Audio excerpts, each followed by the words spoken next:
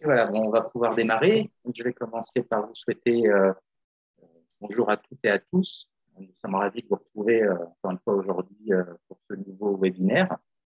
Je me présente, je suis Stéphane Roy, je suis psychologue, psychothérapeute, co-directeur de l'Institut Métis. Voilà, nous tenons une nouvelle fois à vous remercier pour votre fidélité, ainsi que pour tous les mots d'encouragement à propos des webinaires. Les mots qui reviennent souvent sont justement l'espace de liberté, de pensée, moment de respiration, prise de recul, réflexion, mise en lien, entre autres. Alors, ce webinaire aujourd'hui, comme les précédents, s'inscrit dans le cadre de notre congrès qui aura lieu d'ici précisément 94 jours maintenant. Donc, vous voyez, ça approche. Hein. C'est un moment fort de l'Institut, le congrès, évidemment. Je vous rappelle qu'il aura lieu du 15 au 18 juin 2022, bien sûr. Il se déroulera au Palais des Congrès de La Baule et aura pour thème « Sidération, effondrement, renaissance, de la résilience à la croissance post-traumatique ». Vous pouvez retrouver le programme sur le site internet de l'Institut à la rubrique Congrès. Donc, à l'occasion du congrès aussi, je vous rappelle que une soirée grand public sera organisée le jeudi 16 juin à 20h, toujours au Palais des Congrès, en présence de Boris Cyrulnik, qui sera sur le thème « Restaurer le lien humain dans le monde d'aujourd'hui, la résilience à un très ancien nouveau paradigme ». Alors, l'inscription est gratuite, mais obligatoire, toujours sur le site de l'Institut Métis. Bien, et puis pour ce soir, maintenant, ce que je vous propose, c'est que nous en venions à notre sujet et nous allons accueillir nos deux orateurs qui vont intervenir ce soir sur le thème « L'apport chamanique en psychothérapie dans la prise en charge du psychotraumatisme ». Alors, c'est donc avec plaisir que nous accueillons ce soir Martine Gerco. Donc, Martine est psychologue, clinicienne, psychanalyste, transpersonnelle, psychothérapeute. Elle est formée à de nombreuses approches thérapeutiques holistiques. Elle s'est formée notamment aux États-Unis à la respiration holotropique avec Stanislas Grof et au chamanisme aussi avec Michael Harner ou encore Sandra Ingerman. Martine est spécialisée dans les états modifiés de conscience et leur potentiel de guérison. Son approche est somme toute intégrative.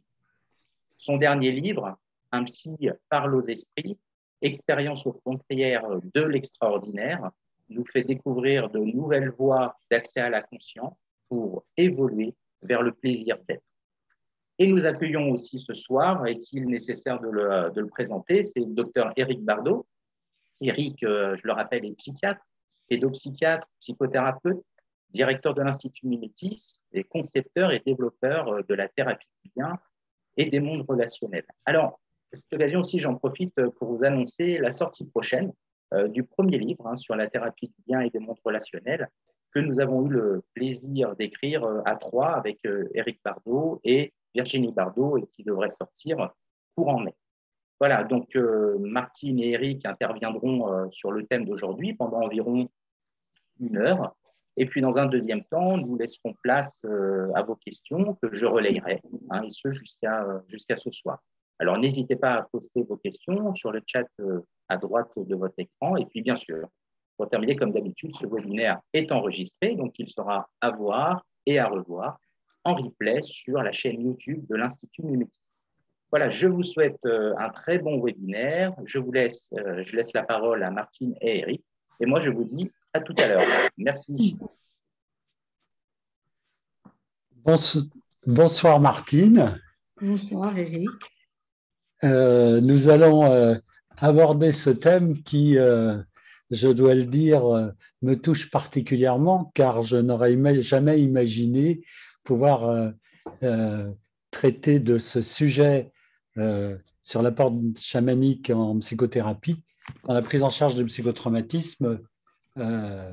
Et voilà, les circonstances font, dans le cadre du congrès, que grâce à ton livre, nous nous sommes trouvés. Et comment dire, aujourd'hui, le chamanisme, comme d'ailleurs l'hypnose, comme d'ailleurs la méditation en pleine conscience d'un côté, d'ailleurs, et le psychotraumatisme de l'autre, je dirais, sont très présents dans l'espace social. Et et pose question. D'ailleurs, ce qui m'a intéressé quand on a préparé ce webinaire, c'est la réflexion que tu as faite en disant, plus que le chamanisme, et à travers ton expérience, c'est la question de la thérapie intégrative. Et ça m'amène aussi à une autre question, et ce qui va être intéressant, c'est qu'on puisse débattre échanger plutôt à partir de nos expériences. C'est que la question du chamanisme, comme d'ailleurs de l'hypnose, pour moi, repose la question, surtout dans la perspective du psychotraumatisme, car on voit bien aujourd'hui, vu ce qui se passe autour de nous, comment l'humain peut être présent et même central dans les traumas les plus graves, les plus destructeurs, les plus violents. Ça pose la place, surtout dans notre société, comme thérapeute, la place, je dirais, du guérisseur d'un côté. Parce qu'il faut être clair, quoi, le psychotraumatisme, il ne date pas d'aujourd'hui. Et depuis le début de l'humanité, les humains ont cherché des pratiques psychothérapiques pour traiter le trauma. Et de l'autre, évidemment, la question du technicien et du rapport entre le guérisseur et le technicien. Voilà, avec cette petite entrée, je te propose qu'on commence à échanger sur ce sujet. Et je vais te laisser la parole, car je pense que de ton histoire, ça me semble naturel que tu puisses commencer par dire quelques mots concernant ta pratique professionnelle. J'ajouterai quelque chose juste avant de commencer. Il y a autre chose qui me touche, c'est que je ne me serais pas attendu non plus à échanger ça avec une thérapeute qui a une base psychanalytique. Et ça aussi, c'est une rencontre étonnante. Donc, si c'est OK pour toi, je te propose de prendre la parole. Mon livre, Une psy parle aux esprits, c'est un peu c'est ma quête de vision en fait. C'est comment je pars de la psychanalyse, de l'inconscient pour arriver à la conscience cosmique. Et ce sont mes expériences de vie qui m'ont amené vers cette voie spirituelle. Le chamanisme, c'est la voie spirituelle la plus ancienne dans l'histoire de l'humanité, puisqu'elle a 60 000 ans. Et c'est une approche qui n'est absolument pas dogmatique, qui ne repose sur aucune théorie, sur aucun dogme. Et le chamanisme, c'est la voie de la révélation directe. Alors, quand tu disais que le chaman, c'est un guérisseur, le psychanalyste, c'est un guérisseur. Je crois que c'est pas que je crois, c'est que j'en suis de plus en plus convaincue, c'est que le psychanalyste, c'est le chaman des temps modernes. C'est le chaman occidental. On ne peut pas pratiquer le chamanisme dans notre monde occidental comme on le pratique en Mongolie, en Sibérie, en Amazonie. On ne donne pas des substances. Le chaman ne donne pas des substances en Europe. Il n'a pas le droit. Et pour moi, quand j'ai découvert le chamanisme, je l'ai découvert quand je faisais ma formation avec Stan Grof aux États-Unis il y a maintenant une trentaine d'années. Et Michael Harner, qui est le fondateur du néo-chamanisme, c'est-à-dire le chamanisme moderne appliqué aux Occidentaux, nous donnait des cours en même temps que nous nous formions à la respiration nootropique. Et j'ai trouvé tout à fait extraordinaire qu'avec le son du tambour, on puisse, avec cette rythmicité très régulière, très monotone du tambour, puisque le tambour, c'est la monture du chaman. Le chaman n'opère pas, ne va pas opérer un soin, ne va pas à la rencontre de ses guides sans monter le son du tambour. Et en respiration holotropique, on accède à des états chamaniques, à des états d'expansion de conscience avec le souffle. Et je réalisais que, en fait, j'obtenais exactement les mêmes résultats avec le tambour et avec la respiration. Et puis ensuite, me formant à la respiration holotropique, découvrant la voix chamanique sèche. Je dis toujours que la voix chamanique au tambour, c'est la voix sèche. Et puis la voix au tambour avec les substances psychotropiques, c'est la voix humide. Alors, dans les peuples premiers, le chaman, en plus du tambour, va prendre des substances, du peyote, les champignons, l'ayahuasca. Moi, j'ai essayé, j'ai travaillé avec ces substances. Mais dans le monde occidental, c'est totalement illicite. Donc, je me suis formée en plus de la respiration holotropique, au travail, au tambour. Et j'ai été absolument stupéfaite parce que donc, je découvrais tout un monde qui me semblait totalement magique. Je retrouvais les contes de fées, je retrouvais les animaux qui parlent, les animaux à visage un peu anthropomorphique, et j'étais complètement dans la magie. Alors, pour me former au chamanisme, j'ai travaillé pendant de très, très, très longues années avec Michael Harner, avec Sandra Engerman. Ce sont des enseignements extrêmement structurés et structurants, parce qu'on ne peut pas se lancer dans la voie chamanique si d'abord on n'a pas fait un travail sur soi et si d'abord on ne suit pas un chemin. Et puis ensuite, au bout de plusieurs années, les enseignants comme Sandra Engerman et Michael Harner nous ont dit « burn your notes », brûlez vos notes et puis laissez-vous inspirer. Et c'est ça qui est extraordinaire, et c'est dans ça que pour moi la voie chamanique et la voie psychanalytique se ressemblent.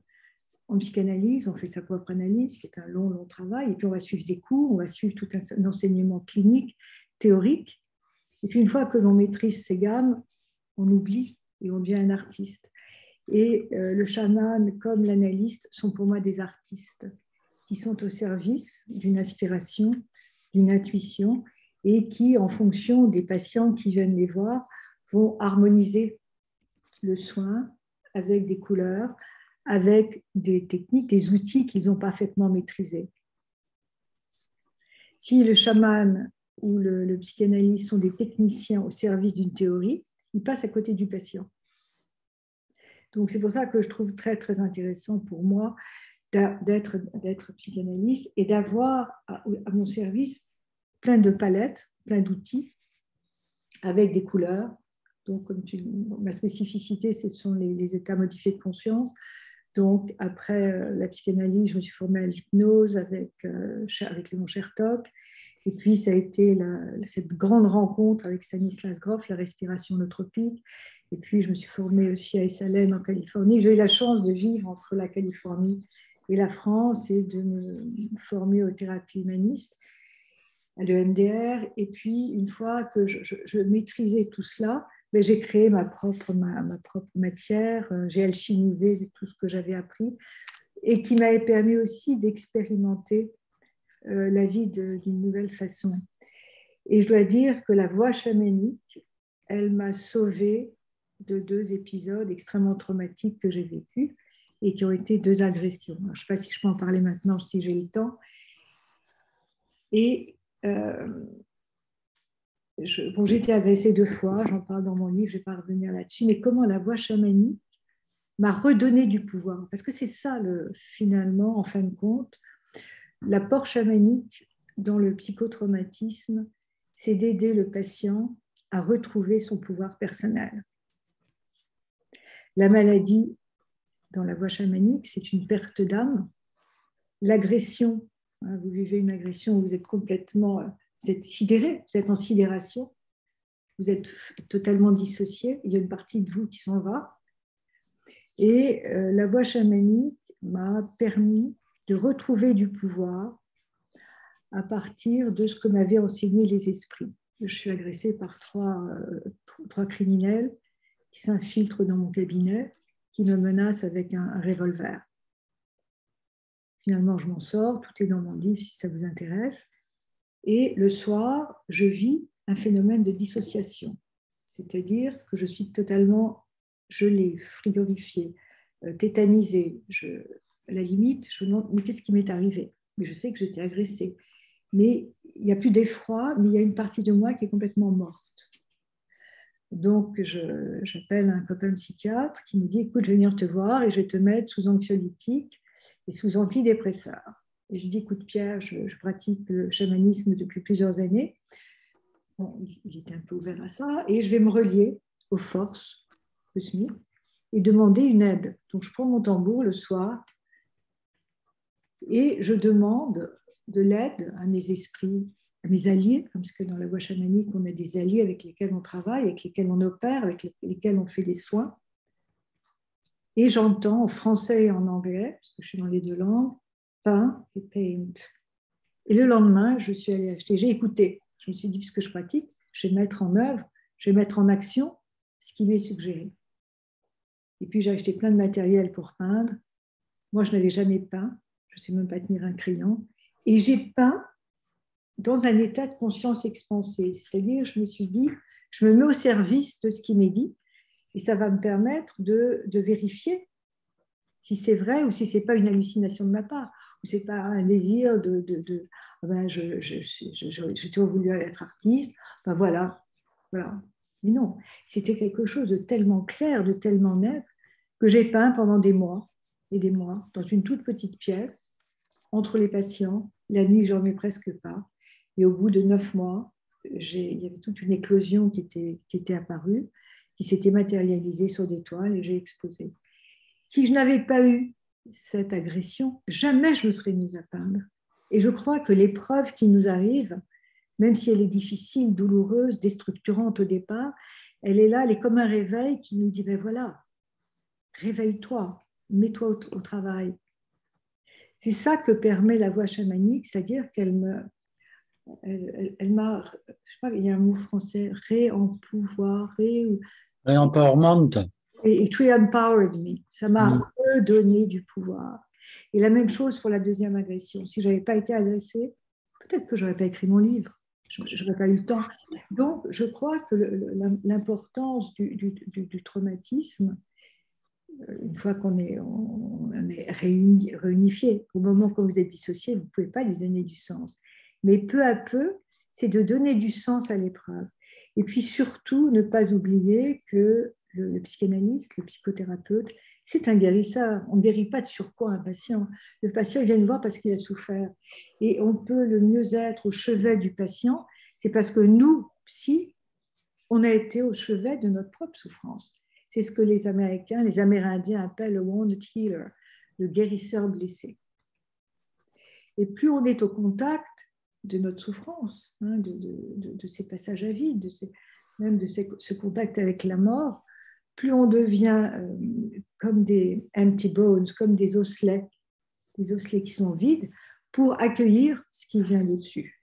Je ne sais pas si j'ai été claire, j'ai peut-être été un peu lente, un peu longue. Il y a tellement de choses à dire là-dessus. Quand je suis partie, je suis comme en pénalisation, donc hop, ça passe. Moi, voilà. Oui, tu as dit tellement de choses, Martine, que là, je me dis comment je vais prendre le relais. Je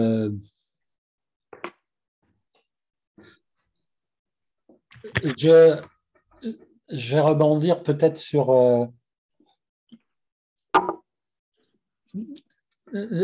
la question de l'état de conscience, peut-être. Et sur redonner du pouvoir ou donner du pouvoir.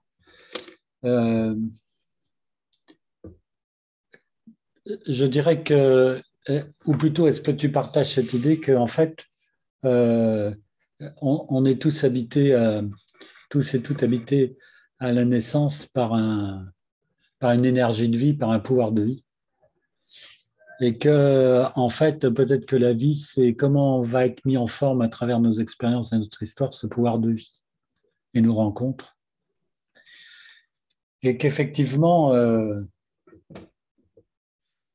il y a des épreuves de vie et toute la question est comment cette épreuve de vie vont, dans leurs effets traumatogènes, comment ils vont venir questionner ce pouvoir de vie. Et je crois que là où que dans les traumas les plus graves, ce qu'amène, je vais dire, à l'extrême, c'est-à-dire au suicide, c'est que à ce moment-là, le pouvoir de vie, la personne n'est plus du tout connectée à son pouvoir de vie. Et donc, toute la question est comment amener les patients et les patientes à se reconnecter à ce pouvoir de vie qui contient le processus réassociatif, en fait, de mon point de vue. et que là où je partage dans ce que tu as dit de choses importantes à travers mon histoire, c'est la première, que c'est absolument essentiel d'avoir dans l'idée que, que, la conscience peut aller vers l'expansion de la conscience et que c'est dans cette expansion que va se faire le processus réassociatif. Ça, c'est un premier point. Et que le deuxième point, c'est qu'il ne peut pas se décréter. Donc, ça veut dire que le thérapeute peut réunir les conditions et la rencontre possible et ouvrir l'espace possible à cette expansion, mais elle ne peut pas se décréter. Je pense que je dirais que dans la thérapie, cette expansion ne va venir que parce qu'elle est, elle est dans un espace de rencontre partagée, dans une intentionnalité partagée. Et c'est là où je te rejoins et que c'est cette question fort intéressante qui est, alors, je n'ai pas le même parcours que toi et pourtant, je peux dire que tout ce que j'ai développé et la pratique que j'ai développée, la thérapie du lien des mondes relationnels, vient de cette idée de comment activer chez le thérapeute la position de guérisseur. Et la position de guérisseur, elle me semble claire aujourd'hui, et particulièrement chez le thérapeute, elle me semble claire que cette position de guérisseur, alors je le dis avec mes mots, hein, tu vas les reprendre, vient dès lors que le thérapeute a été capable de transformer ses blessures, ses souffrances et ses vulnérabilités en ressources au service de la thérapie. Tout à fait. Je suis complètement d'accord. C'est pour ça que dans les formations que je peux faire, et je me rends compte, c'est que toute la question, et c'est là la question après des techniques, c'est toute la question de comment amener le thérapeute, comment amener les thérapeutes, comment nous amener à accepter le dévoilement de la souffrance et de la vulnérabilité, car c'est de ce dévoilement que va naître les ressources, les capacités d'accéder, je dirais, à la conscience partagée et à l'expansion de la conscience. Je ne sais pas ce que tu en penses. Alors, je vais rebondir sur le guérisseur blessé, parce que bon, ça fait plus de 40 ans que j'exerce, et je me dis, enfin, c'est pas que je dis, je ressens que je travaille de plus en plus avec ce que je suis, avec les épreuves. Et je parlais tout à l'heure du guérisseur blessé, du wounded healer. C'est-à-dire qu'on ne peut pas être thérapeute, je n'ai même pas psy, hein, thérapeute, si on n'a pas été au contact de sa propre souffrance. Et dans la tradition chamanique, hein, le chaman revêt le titre, on lui donne le titre de chaman quand il est passé par différentes épreuves qui l'ont rendu chaman. C'est-à-dire qu'il va passer par ce qu'on appelle le démembrement, en anglais dismemberment. Alors ça peut être soit une psychose, soit une maladie létale dont laquelle il survit, un accident, une isolation sensorielle en forêt, plusieurs jours sans nourriture, et puis revient de cette isolation transformée. Et il est reconnu quand il revient après plusieurs jours ou après plusieurs jours de maladie et qu'il revient guéri, il est transformé évidemment et il est alors reconnu chaman par le clan. Moi, je ne suis pas une chamane, même si je suis un enseignement chamanique et que je suis toujours, parce qu'on est toujours en formation, en apprentissage, on est toujours un apprenti finalement, comme on est toujours en travail sur soi. Je continue après 40 ans de pratique à travailler sur moi, et si on me demandait mais depuis combien de temps tu travailles sur toi, ben, ça fait plus de 50 ans, non-stop. Et je dirais que je suis une guérisseuse. Voilà, il y a le mot healer qui me convient tout à fait. Et je dirais jamais, j'aurais jamais eu l'outrecuidance de dire que je suis chamane. Et quand on me dit, mais tu es une chamane, je dis non, je suis une guérisseuse. Pourquoi je dis que je suis une guérisseuse? Parce que je me suis guérie aussi moi-même. Alors, il y a eu l'aspect médical, j'étais, tout ça c'est dans mon livre, Une psy par les esprits, mais à l'intérieur de moi, il y avait une guérisseuse. C'était le inner healer, le guérisseur intérieur. Et mon travail avec les patients, ça m'aide, du moins ça m'aide. Je les aide à rencontrer leur capacité d'auto-guérison. Je me suis beaucoup occupée de patients qui avaient des cancers vraiment très, très graves. Et j'ai observé que les patients qui pouvaient arriver aux plus fortes chances de rémission étaient ceux et celles qui, à côté du traitement médical, se prenaient en charge avec des approches holistiques. Yoga, méditation, homéopathie, compléments alimentaires, différentes choses. Parallèlement au traitement médical, évidemment. Et parce qu'ils choisissaient eux-mêmes d'autres approches. Et que si on s'en remet uniquement passivement à un traitement médical, on découvre moins le processus intérieur d'auto-guérison. C'est ce que j'ai fait moi quand j'ai été blessée. J'avais le corps fracturé. On ne voit rien parce que je me suis guérie et puis parce que j'avais des ressources aussi. Je crois que la maladie, aussi grave soit-elle, quand on décide d'acter aussi, de devenir actif dans notre processus de guérison, elle nous fait découvrir le guérisseur à l'intérieur de nous. Et on retrouve notre pouvoir. C'est-à-dire, on ne s'en remet pas passivement à l'autre. Il en va de même dans la psychanalyse. Vous avez des gens qui vous disent je suis restée 15 ans en analyse, j'allais pourtant 3 fois par semaine chez mon psy, mais rien n'a changé. Et si les gens ne mettent pas en acte les choses dans la vie, rien ne va changer. C'est la même chose dans la capacité dans la guérison. Si vous en mettez passivement au chirurgien ou à l'oncologue, mais sans aller voir ce qui se fait ailleurs. Ce que je trouve intéressant, c'est que les approches se rencontrent, que les approches se croisent. Ici, on est complètement passif. Il y a un très beau film, je crois qu'on en avait parlé tous les deux, qui s'appelle Mon médecin et moi. C'est l'histoire d'une femme qui a un cancer. Elle est suivie par un oncologue très connu à Villejuif ou à Curie, je ne me souviens plus. Et le médecin lui dit écoutez, je suis désolée, vous avez combattu, on a fait ce qu'on a pu, mais il vous reste très peu de temps. Et cette femme, elle refuse le diagnostic. Et elle se met à chercher, à compulser. Elle va sur Internet et elle découvre les médecins en Inde qui travaillent ensemble. Il y a des profs de yoga, méditation, cancérologues, approche ayurvédique. Et elle se dit je tente le tout pour le tout. Et elle y va. Elle va y aller 2 ou 3 fois, elle va guérir. Et puis en revenant, elle va voir son oncologue quand elle est guérie. Et l'oncologue est fasciné, il trouve ça extraordinaire. Et il part ensuite en Inde avec sa patiente se former. Et des médecins comme ça, il y en a peu.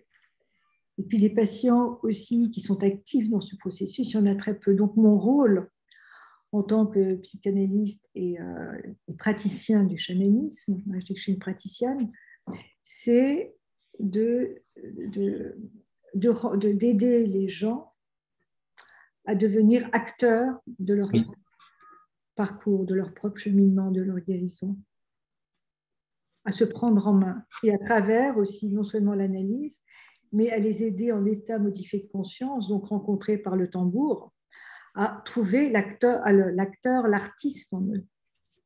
Parce qu'on devient artiste finalement, on devient créateur. Je ne sais pas si je suis claire là. Il y a tellement de choses à dire. Donc je me laisse emporter peut-être par moi.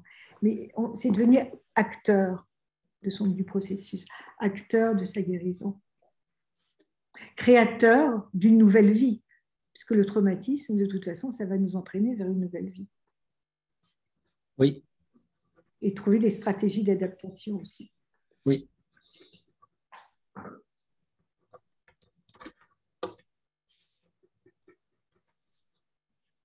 Je rejoins tout à fait ce que tu dis dans la question de devenir actif dans le processus de guérison et de la question du guérisseur intérieur. Si je prends ma propre expérience de vie, il n'empêche que ça me pose une question très étrange qui ne doit peut-être d'ailleurs que rester à l'état de question d'ailleurs.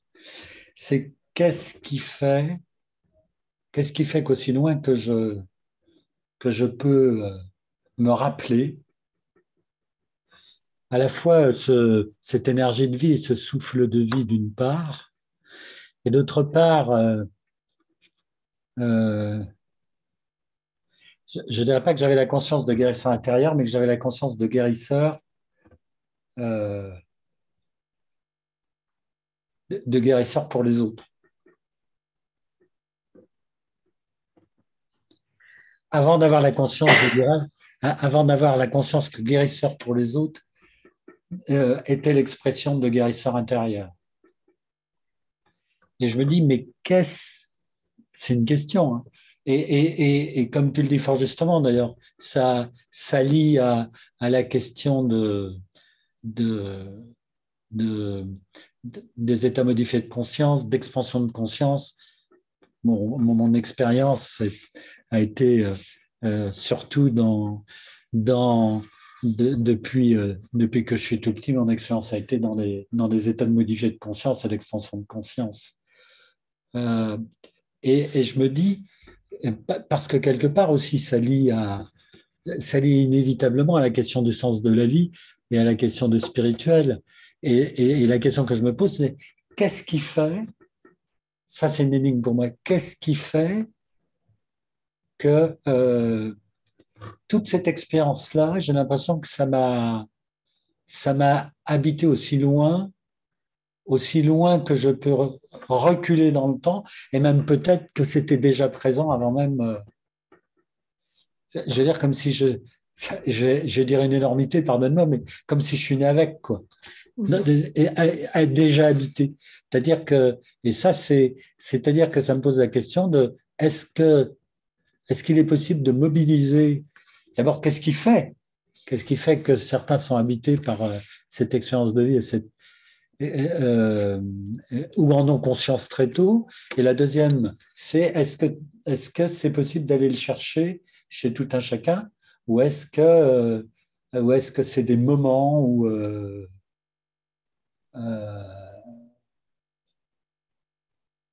des moments c'est les moments de rencontre, les moments de vie qui font que ça va se dévoiler.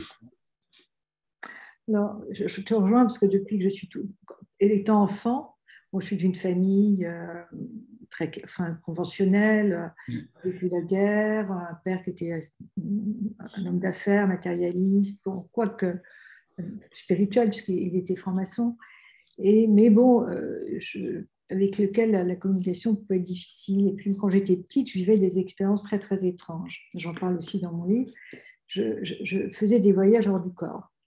Mais à l'époque, je ne savais pas que c'était voyage hors du corps. Par exemple, je pouvais passer à travers les murs, je pouvais... je me baladais dans l'appartement, mais si c'était ma conscience, j'ai compris après, si je voulais allumer la lumière, ben, je n'avais pas de force dans ma main, puisque évidemment, je n'étais plus dans ma matérialité. Et je sentais des présences, parfois ça me faisait un peu peur. Puis j'avais des rêves, des grands rêves de tsunamis, de vagues submergentes, mais ce n'était pas des rêves. D'ailleurs, en t'en parlant, je revois très bien. C'est des grands rêves, en fait, des expériences, comme si je voyageais dans le temps. Et quand j'étais petite, on me prenait pour une extraterrestre, mais j'étais complètement reliée à cette réalité. J'allais à l'école, j'avais pas des amis, mais j'avais une pensée différente. Et puis, tout a commencé à s'expliquer quand j'ai commencé ma formation avec Groff. Alors, j'ai lu les livres de Robert Monroe, Voyage hors du corps, j'ai entendu parler et puis j'ai eu différents types d'expériences. Et puis, j'ai commencé à avoir des réponses. Et que, depuis toute petite, j'avais un grand-père qui était très mystique. Et donc, mon grand-père est décédé quand j'avais 10 ans et je ne pouvais pas lui parler, donc j'avais personne à qui parler. Donc, je me disais, mais si j'en parle, on va me prendre pour une folle. Et je crois que lorsque le moment arrive, hein, quand c'est le bon moment, quand il y a quelque chose qui s'est bien structuré à l'intérieur de nous, eh bien, on rencontre les bonnes personnes et on peut mettre en pratique ce que l'on pressentait autrefois. Et donc, à l'âge de 39 ans, je suis partie aux États-Unis. À l'âge de presque 40 ans, je suis partie aux États-Unis me former auprès de Groff. Bon, il a fait des cours pendant notre formation autour des expériences hors du corps. J'ai lu, comme je disais, Monroe, les expériences de Kundalini. hein, le corps qui se met à trembler quand vous êtes dans votre lit, puis vous partez, hein, comme vous pulvérisez, hein, dans l'ailleurs. Mais tout ça, ça a pris corps, ça a pris forme, et je me suis rendu compte qu'il fallait que j'accepte cette partie de moi et que je pouvais l'utiliser dans ma propre vie et dans ma pratique. Mais ce qui est extraordinaire, c'est que dans la Kabbale, hein, il est dit que l'on peut s'inscrire dans la Kabbale, ouvrir d'autres mondes, d'autres champs de conscience, lorsqu'on a mangé du pain et de la viande. C'est-à-dire que lorsqu'on a créé une famille, on a eu des enfants, on a fait son devoir d'humain, et à ce moment-là, on peut ouvrir les portes du Jardin d'Éden. Et là, c'était la même chose, c'est-à-dire que j'avais 40 ans, j'étais bien structurée, j'avais fait des études de psychoclinique, j'avais fait une longue analyse, et je me sentais suffisamment enracinée pour pouvoir ouvrir ces champs de conscience et les accueillir. Alors là, là, si tu me permets, Martine, ça me pose une question importante.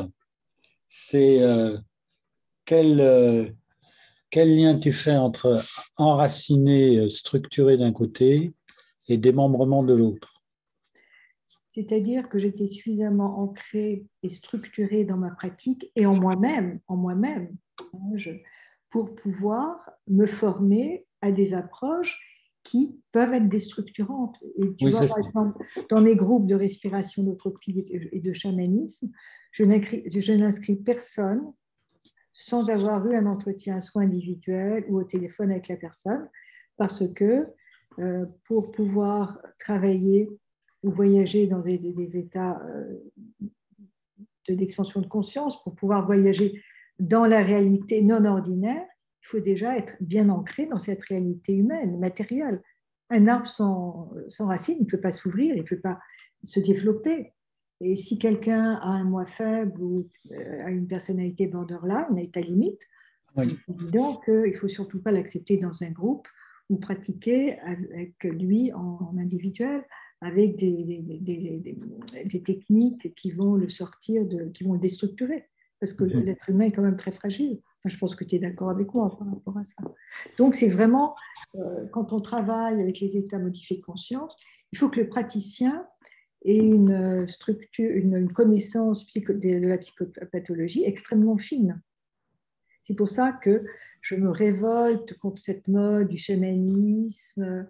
N'importe qui maintenant pratique la respiration holotropique sans formation, ce qu'on appelle aussi la respiration consciente, sans avoir aucun repère théorico-clinique et psychopathologique. Enfin, pour moi, je trouve ça honteux, tu vois, je trouve que ça me révolte, ça me met en colère en fait. Bon, alors, je vais accueillir ta colère. Oui, parce qu'il faut être très prudent, enfin, il faut être très, très respectueux de l'autre, enfin, de son état psychologique. Les gens sont en recherche d'extraordinaire. Là, il faut être vraiment oui. Les gens sont en recherche d'extraordinaire. En même temps, tu vois, si je fais le lien, et d'ailleurs, tu vois, c'est le titre du congrès, hein, Sidération, effondrement, renaissance. La question que je me pose, c'est si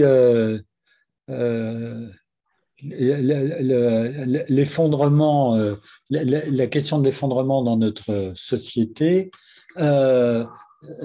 pourrait, ou tu vas me dire ce que tu en penses, pourrait avoir une analogie avec la question du démembrement dans les sociétés traditionnelles. C'est-à-dire que quelque part, c'est à travers l'expérience de vie que va être questionné le monde dans lequel tu vis et je dirais la structure, le système relationnel dans lequel tu vis. Et est-ce que c'est pas cette question-là qui vient ou plutôt ce qui vient être touché, que ce soit sous le terme d'effondrement dans notre culture ou sous le terme de démembrement dans la culture chamanique? Alors, dans la culture chamanique, le démembrement, c'est le passage obligé pour devenir chaman. Oui. Comme en psychanalyse, on ne peut pas être psychothérapeute ou psychanalyste si on n'est pas passé par des moments de souffrance extrême, Moi, pourquoi j'ai commencé une analyse? J'avais 21 ans, parce que j'étais en souffrance. Je n'ai pas commencé une analyse par curiosité, tu vois. Et le thérapeute, il doit avoir été au contact de sa propre souffrance pour pouvoir donner la main à l'autre. Finalement, être psychanalyste, c'est un accompagnement. Hein. C'est pas un exercice intellectuel. Faire une analyse, c'est pas aller gloser sur la théorie de Lacan ou de Freud. Ça, j'entends. La question que je me pose à ce moment-là, c'est comment, je te dis, comment tu penses le démembrement en psychanalyse? C'est la déconstruction dans une analyse, on se C'est déconstruit. ça. Ouais. C'est la déconstruction. C'est la déconstruction et le patient c'est une déconstruction sous l'accompagnement d'un tiers.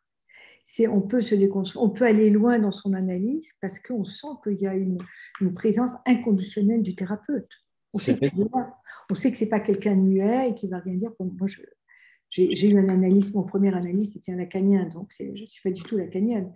Je sais combien j'ai souffert et combien ça a été douloureux et j'ai arrêté. Et puis ensuite, j'ai eu un analyste qui était un vieux monsieur merveilleux, dont je parle dans mon bouquin, qui était Octave Manoni. Ça a été un voyage extraordinaire avec lui parce que c'était un être humain. Et dans la psychanalyse, pourquoi la psychanalyse a été tellement décriée? C'est parce qu'on a oublié que le psychanalyste, c'est d'abord un être humain. Le thérapeute est d'abord un être humain. Oui, le psy. Enfin, et le psychothérapeute, souquet, ça vient du mot souquet, c'est le souffle, mais c'est aussi l'âme. Oui. C'est le travail sur l'âme, la psychanalyse. Oui. Et j'entends bien que c'est la question de la déconstruction et que la déconstruction amène à. Je veux dire, c'est la déconstruction qui va amener en même temps, amener une construction alternative Oui. à la déconstruction en soi. Non. Et, quand tu dis, je rejoins tout à fait quand tu dis que c'est la présence inconditionnelle du thérapeute et que le thérapeute à ce moment-là est particulièrement dans l'histoire de la souffrance, et dans l'histoire de la souffrance, surtout la souffrance psychotraumatique. La question de la présence du thérapeute, me semble-t-il, vient aussi questionner la capacité de déconstruction chez le thérapeute.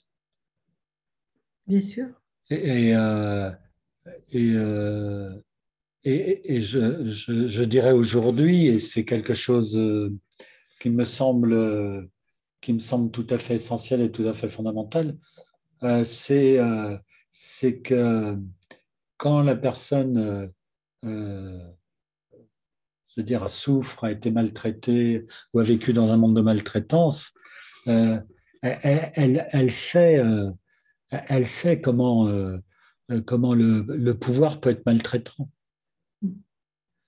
Et je pense que la première chose que font les patients quand ils viennent voir un thérapeute, c'est d'abord par leur attitude, de questionner justement le thérapeute dans sa capacité de présence.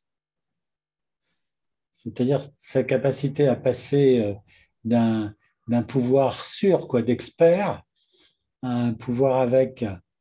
Et, parce qu'ils savent par expérience que le pouvoir sûr qui ramène à l'autorité peut être une autorité maltraitante et malveillante. Et ça c'est je crois, toute l'expérience clinique et humaine du thérapeute. Parce que c'est vrai qu'il y a un pouvoir, et c'est important aussi et je crois que pour aller mieux, le patient a besoin de reconnaître que nous avons du pouvoir. Mais ce n'est pas un pouvoir pour dominer l'autre, c'est un pouvoir intérieur. Oui. Et c'est ça la différence. Ce que je pourrais... un pouvoir sur l'autre, mais qu'il nous reconnaît le pouvoir de guérison. Est-ce que je pourrais dire que le pouvoir intérieur, ce que tu partagerais, que ce pouvoir intérieur est le pouvoir de la vie en soi? Ben oui, tout à fait. Tout à fait. Le pouvoir de la vie en soi. on a introjecté, on a incorporé ce pouvoir de vie en nous, justement par les souffrances que l'on a vécues. Moi, je crois que les souffrances, enfin, ces agressions qui m'ont laminé, enfin, qui m'ont, entre guillemets, détruite, elles ont permis aussi de me mettre en contact avec le pouvoir que j'avais à l'intérieur de moi. Alors, là où je te... Pouvoir de résilience aussi, le Oui. pouvoir de me guérir physiquement. Et puis aussi, puis d'aimer encore plus la vie après. C'est cette espèce d'appétence, de gourmandise de la vie. Parce que l'épreuve, elle te met aussi au contact de ton appétence de vie. Oui. Alors justement, lorsque tu dis le pouvoir, je veux dire, de ce que l'on a vécu, de la souffrance, aujourd'hui, je changerais un petit peu de... Je changerais un peu le focus, même s'il est complémentaire. Je dirais que c'est le pouvoir des rencontres des rencontres et de, je vais lire comme ça, de ce que la vie a mis sur notre chemin, qui nous permet justement euh, euh, d'aller dans le sens de la vie à partir de la souffrance. C'est-à-dire que je ne crois pas que c'est le pouvoir de la souffrance en soi, ça me semble impensable. C'est le pouvoir de la rencontre qui permet de traverser la souffrance, à utiliser un terme et c'est pas de la, je dirais pas que c'est de la sublimer, c'est de la transformer en fait. La transformer, bien sûr. C'est de la transformer en pouvoir de vie. Oui, absolument. Et c'est là où, me semble-t-il, tu vas me dire si tu es d'accord, mais que le savoir de guérisseurs des cultures traditionnelles a quelque chose à nous dire de notre humanité et de ce pouvoir de transformer la souffrance en pouvoir de vie, en fait, dans la rencontre. Oui, je suis complètement d'accord avec toi. Moi, je dirais que la souffrance que j'ai pu vivre, et ça, je l'ai entendu aussi de la part de patients qui étaient passés par des épreuves, j'avais l'impression que je ne savais plus rien, Ouais. que j'étais complètement abandonnée du divin, parce que bon, j'ai une pratique spirituelle, donc je suis mystique. Et quand je me suis retrouvée à l'hôpital pendant de longs mois, pendant pour scène, enfin bref, dans cette épreuve terrible, qui est comme l'épreuve du feu, et je me disais, mais j'ai plus rien, je suis vide. Moi qui adore la musique, j'arrive même plus à écouter de la musique. Et puis, il y a quelque chose, il y a une flamme qui se ranime à l'intérieur de toi, tu ne sais pas d'où elle vient. C'est cette flamme qu'il est important de saisir. Oui. Flamme, et puis hop, voilà, ça se rallume. Et, voilà. Et après, j'ai réalisé que c'est cette souffrance qui avait été à l'œuvre de la nouvelle femme que je suis devenue. Mmh. La souffrance, elle nous rend différents, elle nous rend autres. Mais quand on est au cœur de cette souffrance, on est dans la nuit noire de l'âme. Oui. Et on a l'impression qu'il n'y a aucune sortie. Oui. Et je crois que lorsqu'on a connu cela, et qu'on a des êtres très en souffrance qui sont laminés par la maladie, et je crois que c'est à partir de notre expérience d'humain, et on est des pauvres humains à ce moment-là, qu'on peut accueillir vraiment la détresse de l'autre. Je crois que c'est... Enfin, je pense à une femme, à une de mes patientes que j'aimais beaucoup, qui était psy d'ailleurs, qui a eu un cancer, et elle me disait, mais que c'était, elle avait lu mon livre, et elle sentait combien ma souffrance, à moi, par laquelle j'étais passée, pouvait l'aider dans ce qu'elle ressentait de moi, dans mon accompagnement. Elle sentait combien j'avais souffert et que ça me rendait plus humaine et plus proche d'elle dans mon accompagnement.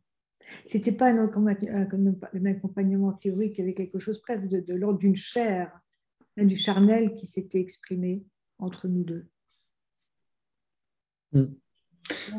Est-ce que, à partir de ce que tu dis, Martine, est-ce que je pourrais dire deux choses? La première, c'est qu'il faut être en capacité de lire, d'accueillir sa propre souffrance pour pouvoir accueillir la souffrance de l'autre. Et en même temps, en retour, pour accueillir sa propre souffrance, ça nécessite qu'elle ait été accueillie par l'autre. Absolument, bien sûr, absolument, tout à fait. Je l'écris aussi dans mon livre. Je crois qu'on ne peut, c'est pas que je crois, je suis intimement convaincue, qu'on ne peut pas accompagner le patient dans des territoires que nous-mêmes, Oui. on n'a pas explorés. Et j'ai pu explorer certains territoires parce que j'ai aussi, à mon tour, été accompagnée par quelqu'un. C'est comme une transmission. Hein. Oui. Finalement, on est des passeurs. Hein. Tout à fait. Le psy est un passeur. Mais je peux être une passeuse parce que quelqu'un m'a aidé à passer de l'autre côté de la rive quand j'étais en danger. Tout à fait. D'ailleurs, je vais rebondir en partageant quelque chose avec toi, tu vois, parce que dans ton parcours, tu fais référence donc aux apprentissages que tu as fait et aux formateurs que tu as rencontrés. Et, euh, et en fait, maintes fois, je me suis dit sur mon parcours, oh là là, si j'avais pu rencontrer le formateur, tu vois, un Milton Erickson dans Cher Arnaud, par exemple. Tu vois. Euh, je me dis, qu'est-ce que j'aurais gagné comme, euh, comme temps. Et puis, un jour, j'ai lu d'une chamane dont je ne me rappelle plus le nom, qui m'a dit, mais qui écrivait, mais parfois, euh, vos formateurs sont des gens qui viennent se présenter dans votre vie au moment où où vous en avez le plus besoin.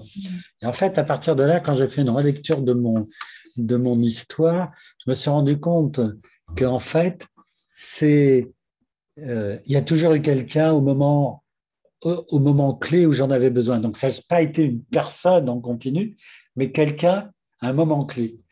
Il y a eu qu'un ennui que j'ai réussi à repérer.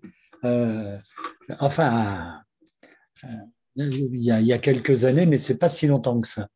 C'est que je me suis rendu compte que toutes les personnes qui étaient là sur mon chemin étaient toutes repérées par la pensée dominante comme des gens non conformistes.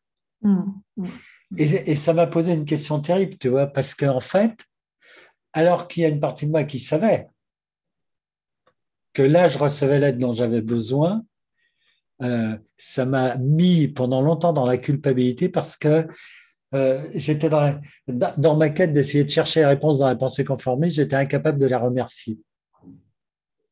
Et qu'il a fallu que je fasse ce chemin de pouvoir les remercier, mais en même temps d'accepter, tu vois, peut-être justement que c'est ce qui permet que ce webinaire existe aujourd'hui avec toi, tu vois. Non, mais je comprends très très bien parce que parfois on a besoin de passer par une forme de conformisme intellectuel pour pouvoir Oui, s'en dégager. Et moi, ce que je disais tout à l'heure, il fallait que j'en passe par la psychanalyse, les études de psychologie clinique pour accueillir de façon safe, sécure, tout ce oui, monde invisible que je ressentais pour ne pas peut-être, hop, décoller. Parce que l'important, c'est de pouvoir accueillir cette dimension spirituelle, cette réalité élargie, tout en étant connecté à notre réalité-ci. Hein. On a un corps, on a un sexe. oui, Je veux dire, c'est aussi accueillir le plaisir, le désir. Tu vois, oui. un être spirituel, c'est pas quelqu'un de désincarné. Tu vois, c'est quelqu'un, on peut aimer la chair et être quelqu'un de très spirituel. Puis le spirituel, c'est aussi notre capacité à accueillir l'autre. C'est pas aller méditer dans un ashram pendant des heures et des heures. C'est Oui. la capacité à accueillir l'autre et à l'accepter dans ce qu'il est. C'est aussi être spirituel. Accueillir l'autre et à construire une histoire partagée. Mais bien sûr. Et accueillir l'autre dans sa différence aussi. Parfois, c'est un peu Oui. difficile, mais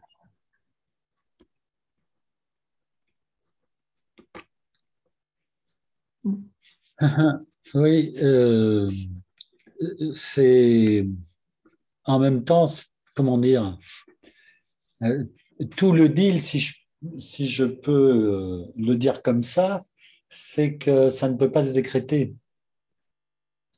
C'est-à-dire que toute la question, si je reprends la question de la thérapie, c'est que notre rôle, de par notre présence, c'est de construire l'espace qui va rendre possible l'émergence de cette expérience qui va qui va justement être de déconstruction, de reconstruction et et comment dirais-je moi, et de pouvoir, je vais le dire comme ça, tu vas me dire si c'est OK, c'est d'amener parce qu'il est possible de faire cette expérience-là chez soi comme thérapeute, d'amener le patient à se reconnecter à l'énergie de vie qu'il y a dans la souffrance. Tout en la... Elle l'a trouvé. Oui, à trouver l'énergie de vie qu'il y a dans la souffrance tout en la dissociant de la souffrance. Ouais. Et ça prend du temps. Ça peut prendre beaucoup de temps. Et ça peut prendre beaucoup de temps. Parce que parfois, la personne est attachée à sa souffrance. Bon, tout dépend quel type de souffrance. Hein. Mais il y a une souffrance qui finalement protège de la peur du changement aussi. Oui. Mais est-ce que c'est la peur du changement ou est-ce que c'est la peur de l'exclusion? De l'exclusion. Ah oui, bien sûr, les deux, je pense. Parce qu'évidemment, si on change, quand on change, hein, on peut être rejeté aussi par le Ah corps, oui. par la famille. Et, bien sûr, il y a les deux qui sont liés, bien sûr. Et oui.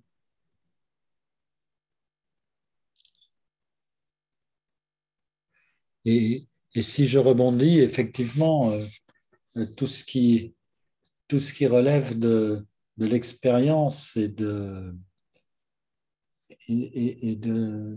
la pratique de j'allais dire, de la transe,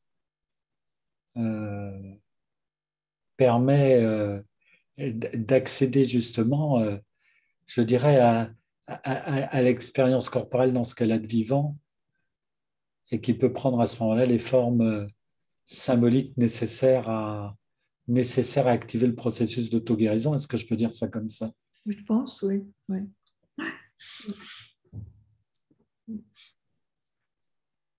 Finalement, comme on disait tout à l'heure, aider l'autre à retrouver son pouvoir, c'est être aussi les maîtres de sa guérison. Tu vois, par exemple, quand je fais un soin chamanique, d'abord, je dis toujours qu'un soin chamanique, ça ne remplace pas une psychothérapie, hein, ni un soin médical. Hein. C'est-à-dire que le soin chamanique s'adresse à l'âme. Oui. Et quand on fait un recouvrement d'âme, c'est-à-dire quand on ramène de la réalité non ordinaire un morceau d'âme qui s'est échappé au moment du traumatisme et que l'on réintègre, hein, la partie absente dans le patient. Mais encore faut-il que le patient à qui on a réintégré cette partie absente, hein, on la lui restitue pour que la personne devienne quelqu'un d'entier. Mais encore faut-il qu'il y ait un travail d'intégration qui soit fait, d'élaboration. Parce que le chaman, dans la pratique que j'ai, si tu veux, il y a une collaboration entre le patient et moi. C'est-à-dire que quand je fais un soin, un recouvrement d'âme par exemple, ou une extraction, je demande toujours, même si la personne n'est pas ma patiente ou mon patient, à le revoir après, une ou deux fois, pour qu'on puisse parler de ce qui s'est passé dans l'après-coup. Et quel est son projet une fois que cette partie lui a été restituée. Parce que la personne doit être acteur ou actrice de sa vie, et pas, tu vois, s'en remettre passivement à l'autre. Je ne vais pas lui dire lève-toi et marche, ça y est, tout va bien. Non. C'est pas comme ça que j'exerce, tu vois. Et je ne fais jamais un soin chamanique à quelqu'un qui n'ait pas fait un travail sur lui. D'accord. Tu vois, en fait, pour moi, l'approche chamanique, c'est une approche psychospirituelle. En fait, je ne peux pas la départir d'une approche psychothérapeutique. Ce n'est pas la façon dont je conçois mon approche. Je veux dire que chacun a sa propre conception. oui. Tu veux dire que tu perçois, pour toi, l'approche psychospirituelle fait partie intégrante de l'approche psychothérapique. Oui, complètement. Pour moi, oui. Oui, c'est ça. C'est ce que j'appelle la psychologie transpersonnelle, tu vois. Oui, c'est ça. Une psychologie qui s'adresse au moi, mais aussi aux couches supérieures. transpersonnel, hein, c'est un terme qui a été créé par Jung, au-delà Oui. de la personne. Mais on doit aussi travailler sur la personne. On ne peut pas, à mon avis, dissocier les deux, c'est impossible. Sinon, ça crée des clivages. Oui, oui, tout à fait. Bah oui, ça crée des clivages et ces clivages entretiennent, je veux dire, entretiennent la dissociation, Bien le sûr, processus dissociatif, évidemment. bien sûr. Parce que, parce que la personne, euh, je veux dire, nous sommes à la fois des êtres d'appartenance et à la fois des êtres spirituels, c'est incontournable.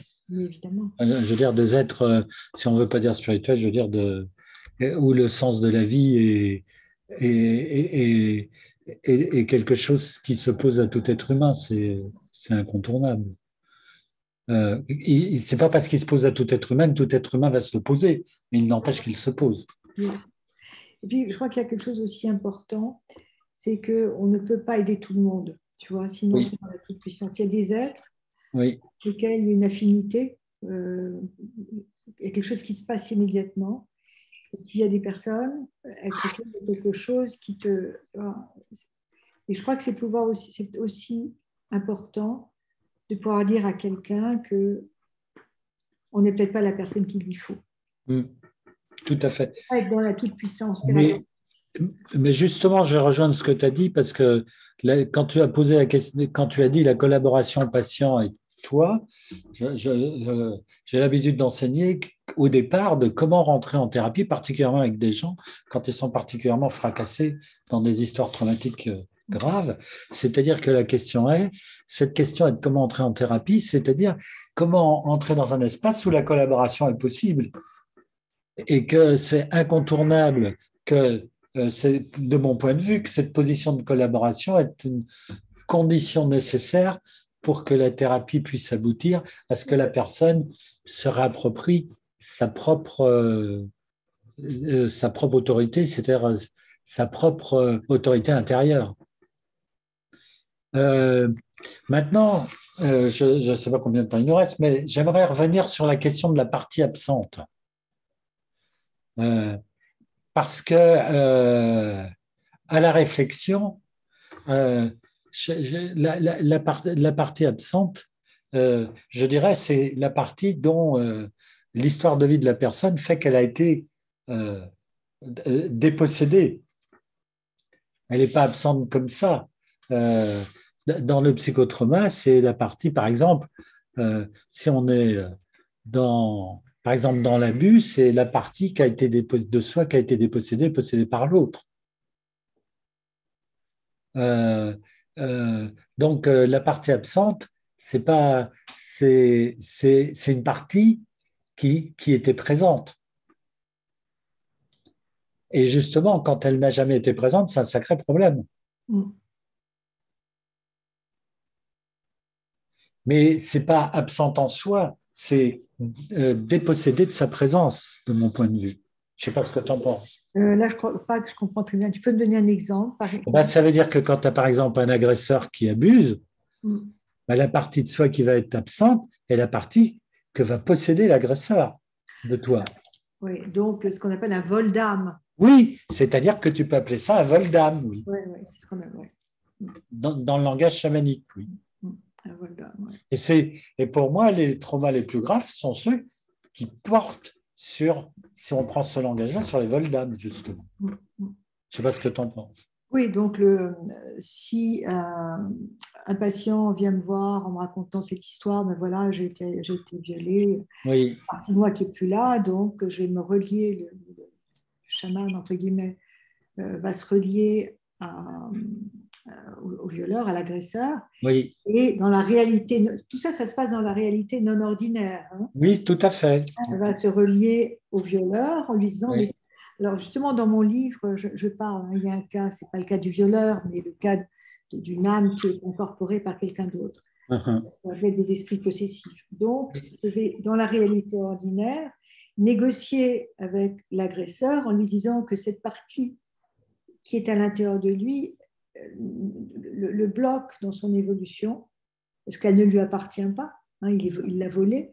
Oui. Et et ce qu'il me faut, entre guillemets, faut, hein, la restituer à son propriétaire qui est bloqué dans sa propre évolution. Donc, il y a une négociation qui se fait. Et généralement, dans la réalité ordinaire, on peut ramener cette partie d'âme. Et à ce moment-là, je la réinsuffle au niveau du chakra coronal et au niveau du troisième chakra. Et ensuite, donc, il y a un travail d'intégration. Comme dans les divorces, hein, souvent les gens, quelqu'un vient, je viens de divorcer, depuis mon divorce ou depuis la rupture, j'ai l'impression qu'il y a quelque chose de moi qui est plus là. Je me sens dissociée, je me sens vide. Voilà, hein. On le voit dans les deuils aussi. Hein. Tout à fait. Bien. Je suis désolé. Vas-y. Je suis désolé de devoir vous couper. Voilà, le temps est passé vite. On a été absorbé par vos paroles.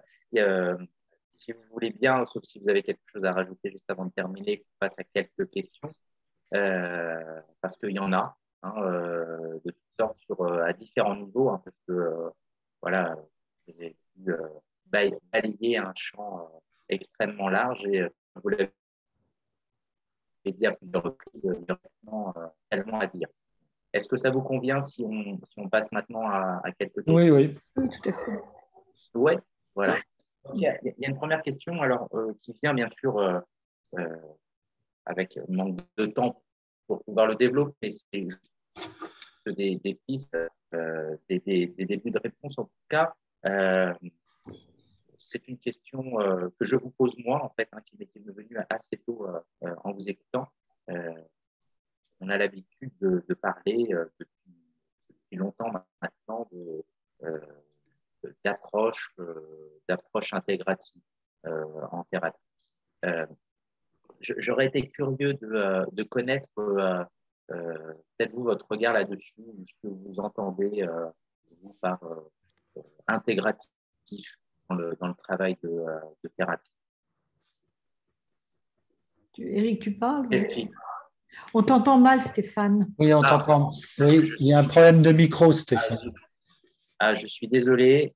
Là, on t'entend mieux. Là. Oui, c'est mieux. Mieux, alors je me rapproche pas. Voilà, il y a un problème de connexion. Est-ce que vous m'entendez? Oui. Oui, alors je me dépêche pour s'il y a un problème de connexion. La question de l'approche intégrative en thérapie, j'étais intéressé d'avoir votre regard là-dessus, peut-être la définition peut-être une définition personnelle que vous pouvez avoir de ce qu'on entend par intégratif en thérapie aujourd'hui. Tu veux y aller, Martine? Comme tu veux. Donc, si je parle pour moi, je dirais que c'est une psychanalyse élargie à d'autres approches, une psychanalyse dans laquelle j'intègre d'autres outils. J'intègre d'autres outils et que je vais utiliser en fonction de la problématique du patient, en fonction de sa demande, entre guillemets, mais surtout en fonction de sa problématique et en fonction de ce dont il a besoin pour cheminer. Voilà. Généralement, je commence toujours par une thérapie verbale et puis ensuite, au fur et à mesure que les choses se développent, j'utilise différents outils. Je disais tout à l'heure, j'avais été formée à l'hypnose, à l'EMDR, enfin bon. Mais j'utilise aussi, je ne l'ai pas dit, la psychophanie, qui est le langage, c'est une approche un peu médiumnique. Bon, je ne vais pas vous dire ce que c'est, mais bon, j'utilise aussi, je peux prendre des cartes de tarot si le patient a du mal à parler, si la parole est verrouillée, et si je ne peux pas le mettre dans un état de conscience élargi, je vais dire, écoutez, il y a plusieurs jeux de cartes en fonction des dessins qui vous plaisent, choisissez un jeu. Et puis, remettez les cartes face contre la table et puis tirez au hasard, sachant qu'il n'y a pas de hasard, une carte qui va être le miroir de votre psyché, qui va vous aider à parler. Et ça déverrouille. Voilà. Et je crois qu'en fait, on doit retrouver l'enfant en soi et puis être suffisamment créatif. Je crois que le psy, c'est un créatif, c'est un artiste. C'est pour ça que moi, ça m'a amusé d'avoir plein de jouets avec moi. Toutes ces approches, c'est comme des jouets. Et puis, je propose à la personne de structurer l'espace avec des couleurs, ça peut être des crayons de couleur, de la peinture, des instruments de musique aussi. Voilà. C'est ça pour moi la psychothérapie intégrative. Mais tout ça, c'est après des formations que j'ai suivies et après les avoir travaillé sur moi. Voilà, donc intégratif, c'est intégrer d'autres outils que l'approche Princeps à laquelle on a été formé. Je crois que c'est ça pour moi la psychologie intégrative. Je vais rebondir. C'est une question intéressante que cette question de l'approche intégrative en thérapie. Ma trame n'a pas été la psychanalyse comme Martine, mais là où je le rejoindrais, c'est d'avoir une trame qui soit suffisamment structurée. Euh, euh, Ma trame, elle a été centrée, organisée autour je veux dire, de l'analogie du jeu avec la thérapie qui m'a amené à l'hypnose. Et évidemment, ce qui a structuré encore plus ma pratique a été l'approche systémique. Voilà, qui m'a permis après, comment dirais-je, moi, de construire une assise euh, qui a amené justement à la thérapie du lien et des mondes relationnels, après être passé par les divers courants de thérapie brève, le MDR, etc. Mais je sais que mon tronc et ma base est ce qui a nécessité de le structurer. Euh, et c'est pour ça d'ailleurs que je ne remercierai jamais assez Jean Godin quand j'ai franchi la porte de l'Institut Milton Erickson de Paris. C'est que ça m'a permis de structurer toute la variation des expériences de transe diverses, justement, j'allais dire, entre l'extrême de la transe négative et les états d'expansion de conscience que j'ai pu vivre, et grâce avec, avec la pratique du jeu, pas le jeu de jouer au casino, hein, la structure du jeu, qui d'ailleurs amène à l'analogie. Hein. Et j'ai toujours développé le fait que la dimension artistique de la thérapie vient du fait qu'il y a une analogie très forte entre le jeu et la thérapie. C'est l'objectif qui varie, c'est-à-dire que je dirais c'est le jeu de la vie, mais avec des règles qui sont fondamentalement les mêmes et donc je vais ajouter quelque chose qui est extrêmement important qui est extrêmement important pour Erickson, c'est qu'on peut partir dans l'expansion, on peut partir dans l'imaginaire, on peut partir dans les états de modifié de conscience à la condition qu'à l'arrivée, on finit bien sur le plancher des vaches et bien dans le concret. Et c'est tout ça qui est extrêmement, me semble-t-il, important dans le parcours et dans le parcours de formation des thérapeutes. C'est-à-dire que les anciens, les très anciens, les anciens sages de la haute magie disaient on peut utiliser l'imaginaire, mais l'imaginaire dans l'imaginaire, c'est de la fantaisie, et la fantaisie, c'est pas de la thérapie. Tout à fait. Tout à fait. Merci de votre réponse. Alors, si vous voulez, je vais passer à une autre question qui a été posée très précise. Je cite, tout à l'heure, il a été dit, on ne peut accompagner que dans un territoire que l'on connaît déjà. La question est la suivante. Est-ce que cela veut dire qu'on peut accompagner un patient dans un monde traumatique sans avoir connu soi-même un traumatisme? Je crois que, de toute façon, chaque traumatisme est différent. Mais je crois qu'on peut accompagner un patient que si nous-mêmes, on a été au contact de notre propre souffrance, de nos ombres, hein, de nos dragons. Et si on a vraiment débroussaillé, coupé, je crois que si on reste à la lisière de notre souffrance, on ne peut pas être psychothérapeute, on ne peut pas être psychanalyste, ce n'est pas possible.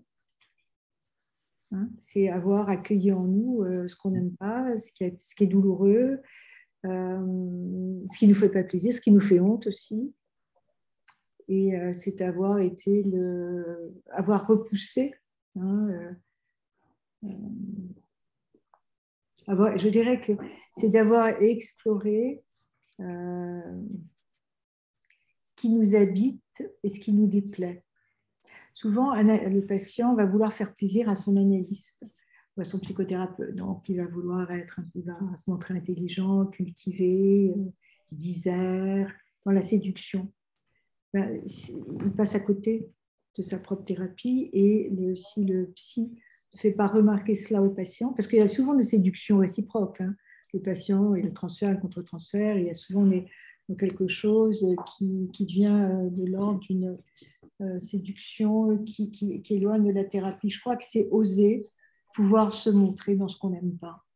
Et si on a exploré ces zones de nous-mêmes qui ne sont pas très heureuses, qui nous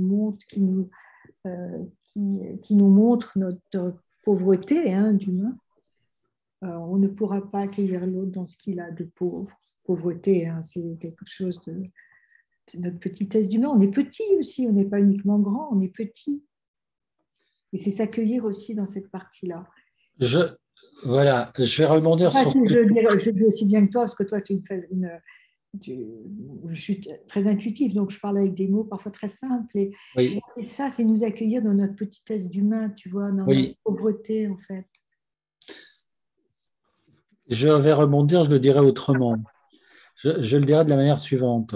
C'est la capacité chez le thérapeute à mobiliser la curiosité, explorer ce qu'il en est de la... ce qu'il en est de la... je veux dire, du territoire de la souffrance de l'autre. Pour être dans cette capacité à explorer et à garder sa curiosité sans être débordé, cela nécessite, me semble-t-il, et là je rejoins Martine, c'est pas que le thérapeute ait fait des expériences de traumatisme apocalyptique pour traiter, c'est tout simplement qu'il ait traité, oui, son rapport, je veux dire, ce qui fait faire obstacle chez lui à pouvoir déployer cette capacité d'accueil, de curiosité, de découverte. On n'en a pas parlé, mais j'ai rajouté, parce que ça me semble fondamental, pour moi, une thérapie réussie, c'est une thérapie qui enrichit aussi de son côté, à travers l'expérience thérapeutique, le thérapeute dans son expérience de vie comme thérapeute, et même parfois dans son expérience personnelle. Tout à fait. On grandit avec les patients. Voilà. Or, ça, c'est impossible si ça vient chercher dans un territoire auquel je ne suis pas prêt, moi, comme thérapeute, à me confronter. Mais bien sûr. On grandit, moi je dis toujours, on grandit avec nos patients, parce que les patients, ils viennent nous interpeller, nous interroger dans notre êtreté, tu vois, dans nos fondamentaux. On apprend avec eux, on grandit avec eux. On n'est pas dans la position de l'omniscience et du sachant. Oui. C'est, Une autre question que je relais, je sais pas vous poser, c'est une question peut-être plus technique là, pour le coup. Peut-on observer des différences entre la transe chamanique et la transe hypnotique? Alors, c'est une bonne question. Et je ne sais pas si l'expertise vous peut observer des différences ou des similitudes, peut-être plutôt. Mais... Ce que je répondrai de mon côté, c'est que ce qui est compliqué, c'est qu'il y a autant d'expériences de transe dans un sens que dans un autre. Or, si tu veux, la définition de transe hypnotique, c'est une définition culturelle.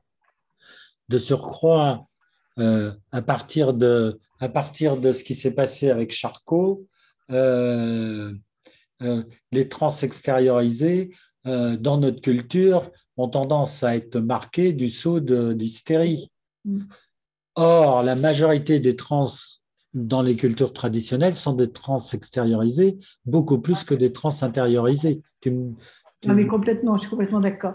Voilà. Donc, si tu veux, on est dans un référentiel culturel de l'utilisation de la transe qui n'est pas le même. Ouais. Mais par contre, je vais rebondir là-dessus. Parce que l'ennui, c'est que quand on travaille avec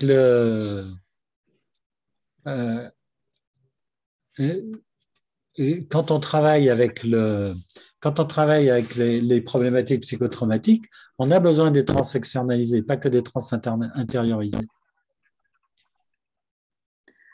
Alors, dans la pratique chamanique au tambour, la transe est passée de l'autre côté. Hein. Ce n'est pas nécessairement une transe gesticulante et externalisée.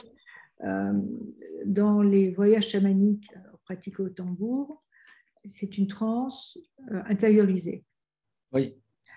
Dans les peuples premiers, la transe est beaucoup plus externalisée. Oui.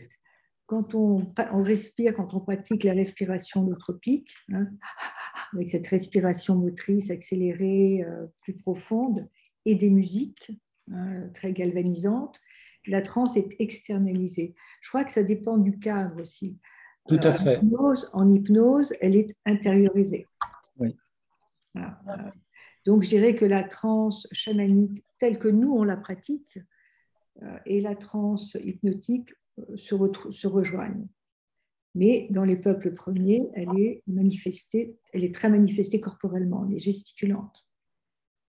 En fait, Tout dépend du cadre aussi que l'on offre aux participants. Du cadre et du cadre, à la fois du cadre et à la fois du cadre dans sa dimension culturelle. Ouais, tout à fait. Très bien, merci de vos précisions. Si vous voulez bien, je vous proposerai une dernière question qui nous servira à la fois de conclusion puis aussi d'ouverture. Finalement, on voit depuis maintenant un certain nombre d'années un véritable, je ne sais pas s'il faut parler de gain ou de regain. De gain ou de regain. De ce chamanisme moderne, occidental. Oui.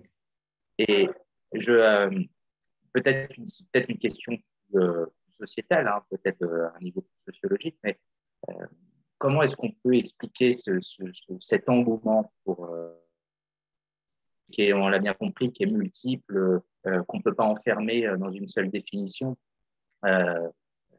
Mais qu'est-ce qui fait il n'y a pas une seule réponse, je me doute bien, hein, mais qu'on a un tel intérêt pour cette approche aujourd'hui? Moi, je dirais que moi, je trouve merveilleux dans le chamanisme, c'est qu'il n'y a pas d'appartenance au dogme, il n'y a pas de corpus théorique, et on part du principe que tout est connecté. Tout a une âme, tout vibre et tout parle. Et que aussi, une fois qu'on est formé, hein, on brûle toutes les notes, tout le savoir, on est dans le non-savoir, et on se laisse imbiber par ce qui vient. Voilà. Et oui, je crois que c'est... En fait, c'est tellement différent des églises, hein, du pouvoir clérical et de la religion, hein, qui est à la source de tellement de massacres. Hein. La religion, au lieu de relier, elle sépare. Hein, la religion, ce n'est pas le spirituel, et le spirituel, ça n'est pas le religieux. Et quand dans le chamanisme, il n'y a pas ce pouvoir de robe, il n'y a pas ce pouvoir étatique, il n'y a pas ce pouvoir idéologique. C'est la nature, hein, c'est l'univers qui est maître. Hein. Donc, ça nous restitue dans notre dimension à l'univers. Voilà, je crois que moi, c'est ça qui me plaît. Très bien. Voilà, c'est la liberté que ça implique. Mais avec tous les excès que l'on connaît, parce que le chamanisme, maintenant, est rentré dans une espèce d'ombre. Enfin, je trouve que ça devient noir maintenant. Hein. Tout le monde est chaman, c'est la tarte à la crème. Non, ce n'est pas la tarte à la crème. Hein, on est d'abord des occidentaux. Et on ne peut pas, comme je disais, pratiquer le chamanisme comme dans les sociétés premières. Hein, voilà. C'est pour ça que, pour moi, après 30 ans de pratique chamanique et 40 ans d'exercice psy, ça me semble essentiel, je parle pour moi, de relier les deux. Mais c'est parce que ça correspond à ma propre vision. Je ne dis pas que c'est la seule et c'est la bonne, c'est l'unique. Mais pour moi, ça correspond à mon cadre spirituel, à mon cadre de pensée, à mon cadre clinique aussi, parce que je suis une clinicienne. Si j'ajoutais, en complément de ce que tu dis, Martine, peut-être que comme la place du psychotrauma vient questionner la place de la souffrance et de la douleur dans notre société, la résurgence du chamanisme semble venir questionner justement l'interconnexion dans le rapport à l'humain et dans le rapport à la nature dans notre société occidentale. Et pour moi, c'est là, et on voit bien comment l'actualité vient questionner ça avec autant de puissance aujourd'hui. Et que ces questions-là, par contre, il est certain que les réponses ne peuvent pas être des réponses du passé, mais des réponses qui vont se construire à partir des expériences du passé. Tout à fait, absolument.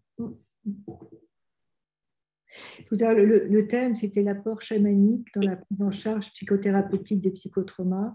Oui. Je dirais que pour moi, l'apport chamanique, ça a été aussi à partir des enseignements, de mon éducation chamanique. C'était vraiment, ok, tu fais confiance et tu te laisses habiter pour aller vers l'autre, tu vois. C'est quand quelqu'un vient dans un psychotrauma récent, hein, vient d'être traumatisé, mais attends, tu es dans l'accueil, il n'y a pas de théorie, il n'y a pas de... Qu'est-ce que tu fais? Oui. La question, qu'est-ce que je fais? Et je me dis, bah, tu te laisses habiter et tu es dans la présence. Et je crois que c'est ça que ça m'a apporté le chamanisme, c'est être de plus en plus dans la présence à l'autre et être dans une forme de non-savoir.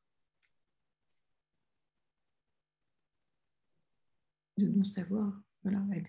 Je suis vide, et ben c'est ce que je disais tout à l'heure, hollow bone, je suis un os creux et je reçois, j'accueille, je reçois ce qui vient pour être au plus proche de la souffrance de l'autre. Quand les gens sont fracassés, bah, tu n'arrives pas avec ton savoir de psy ou ta blouse blanche de médecin. Non, je veux dire que tu es dans l'accueil le plus total, le plus intégral. C'est ça que ça m'a appris. Bien.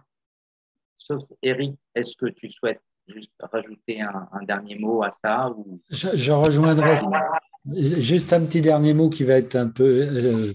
j'aimerais dire, par rapport à ce qu'a dit Martine, et j'espère que mes propos ne vont pas être mal compris, mais ça ne fait rien, je vais prendre le risque.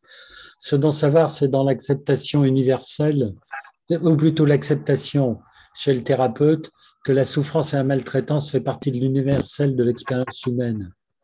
Et que c'est à la fois l'acceptation du fait qu'elle fait partie de l'universel de l'expérience humaine et à la fois avec la capacité à dire c'est inacceptable. Et c'est dans ce double mouvement qu'il est possible à ce moment-là d'accompagner les gens. Et c'est bien ça qui est très difficile. Parce que c'est accepter aussi d'être confronté à sa souffrance, mais aussi à sa propre impuissance. Absolument, c'est pour ça que je disais non savoir. Oui. Tout à fait. Très bien. Martine, je te remercie. Eric, c'était un très beau moment. Ça fait un beau moment.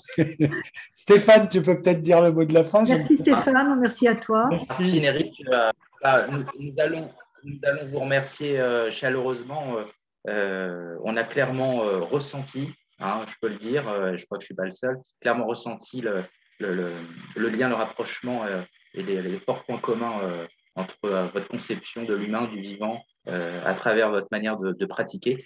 Ça sera vraiment un plaisir, puisque je le dis, que ce soit Martine et Eric, on vous retrouvera aussi à travers des ateliers et diverses conférences au cours du congrès, hein, au mois de juin. Donc, ce sera avec plaisir de pouvoir continuer, pour ceux qui seront présents, à continuer à échanger à la suite de ce webinaire. Voilà, encore une fois, merci beaucoup Martine, Eric. On vous dit merci beaucoup Eric. À bientôt et puis au congrès, Martine. Ça fait un beau moment. Pour un prochain webinaire. Merci. Au revoir Eric. Au revoir Stéphane. Au revoir.